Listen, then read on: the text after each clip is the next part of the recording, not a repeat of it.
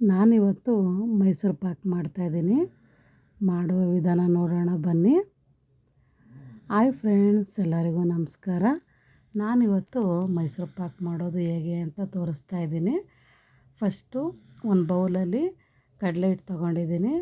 ಆ ಕಡಲೆ ಹಿಟ್ಟು ಇನ್ನೊಂದು ಬೌಲ್ಗೆ ಹಾಕಿ ಇಟ್ಕೊಂಡಿದ್ದೀನಿ. ಅದೇ ಬೌಲಲ್ಲಿ ಒಂದು ಬೌಲು ಎಣ್ಣೆ, ಅರ್ಧ ಬೌಲ್ ತುಪ್ಪ ಜೊತೆಗೆ ಮಿಕ್ಸ್ ಮಾಡಿ ಇನ್ನೊಂದು ಬೌಲಲ್ಲಿ ಇಟ್ಕೊಂಡಿದ್ದೀನಿ ನಾನು. ಇವಾಗ ನಾನು ಕಡಲೆ ಹಿಟ್ಟು ಇಟ್ಕೊಂಡಿದ್ದೀನಲ್ಲ, ಆ ಬೌಲ್ಗೆ ತುಪ್ಪನ ಹಾಕ್ತಾಯಿದ್ದೀನಿ ನೋಡಿ. ಅದರಲ್ಲಿ ಅರ್ಧ ತುಪ್ಪ ಸೇರಿಸ್ತಾಯಿದ್ದೀನಿ. ಚೆನ್ನಾಗಿ ಮಿಕ್ಸ್ ಮಾಡ್ತಾಯಿದ್ದೀನಿ. ಒಂದು ಚೂರು ಗಂಟಿಲ್ದಿರೋ ಥರ ಮಿಕ್ಸ್ ಮಾಡಬೇಕು ನೋಡಿ. ಇನ್ನೊಂದು ಸ್ವಲ್ಪ ತುಪ್ಪ ಸೇರಿಸ್ತಾಯಿದ್ದೀನಿ ನಾನು. ಇನ್ನೊಂದು ಸ್ವಲ್ಪ ತುಪ್ಪ ತೆಗೆದಿಟ್ಕೊತೀನಿ ನಾನು. ಅದು ಏನಕ್ಕೆ ಅಂತ ಆಮೇಲೆ ಹೇಳ್ತೀನಿ ನೋಡಿ. ಚೆನ್ನಾಗಿ ಮಿಕ್ಸ್ ಮಾಡ್ತಾಯಿದ್ದೀನಿ. ಈ ರೀತಿ ಮಿಕ್ಸ್ ಮಾಡಬೇಕು.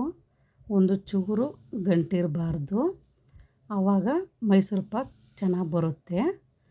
ಅದನ್ನು ಸೈಡ್ಗೆ ಇಡ್ತಾಯಿದ್ದೀನಿ ನೋಡಿ. ಈ ರೀತಿ ಬಂದಿದೆ. ಬಟ್ಲು ಸೈಡ್ಗೆ ಇಟ್ಕೊತಾ ಇದ್ದೀನಿ. ನಂತರ ಒಂದು ಪಾತ್ರೆ ಕಾಯಕ್ಕೆ ಇಟ್ಟಿದ್ದೀನಿ. ನಾನು ಕಡಲೆ ಹಿಟ್ಟು ತಗೊಂಡಿದ್ನಲ್ಲ, ಅದೇ ಬೌಲಲ್ಲಿ 1.5 ಬೌಲು ಸಕ್ಕರೆ ತಗೊತಾ ಇದ್ದೀನಿ. 1 ಬೌಲ್ ಕಡಲೆ ಹಿಟ್ಟಿಗೆ 1.5 ಬೌಲ್ ಸಕ್ಕರೆ ಹಾಕ್ತಾಯಿದ್ದೀನಿ. 1.5 ಬೌಲ್ ಸಕ್ಕರೆಗೆ 1 ಬೌಲು ನೀರು ಹಾಕ್ತಾಯಿದ್ದೀನಿ ನೋಡಿ.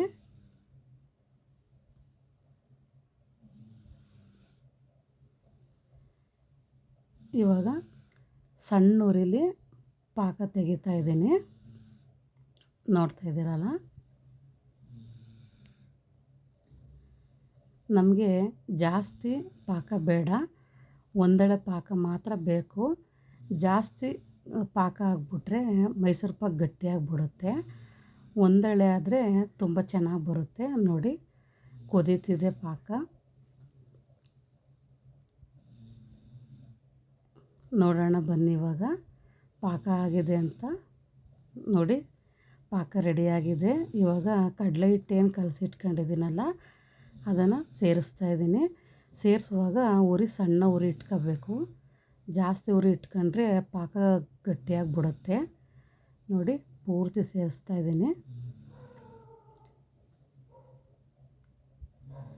ಇವಾಗ ಚೆನ್ನಾಗಿ ತಿರುಗಿಸ್ತಾಯಿದ್ದೀನಿ.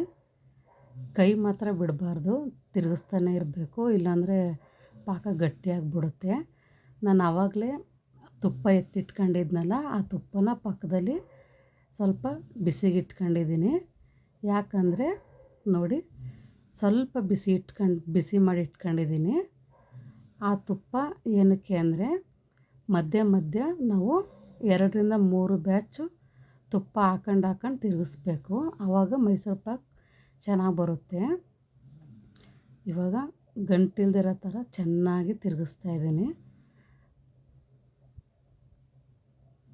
ನೋಡ್ತಾ ಇದ್ದೀರಲ್ಲ, ಇದನ್ನು ಎಷ್ಟು ನಾವು ತಿರುಗಿಸ್ತೀವೋ ಅಷ್ಟೇ ನೀಟಾಗಿ ಬರುತ್ತೆ, ಸಾಫ್ಟಾಗಿ. ಇವಾಗ ಸ್ವಲ್ಪ ತುಪ್ಪ ಸೇರಿಸ್ತಾಯಿದ್ದೀನಿ. ತುಪ್ಪನ ಜಾಸ್ತಿ ಬಿಸಿ ಮಾಡ್ಕೋಬಾರ್ದು, ಇಲ್ಲ ಅಂದರೆ ತುಪ್ಪ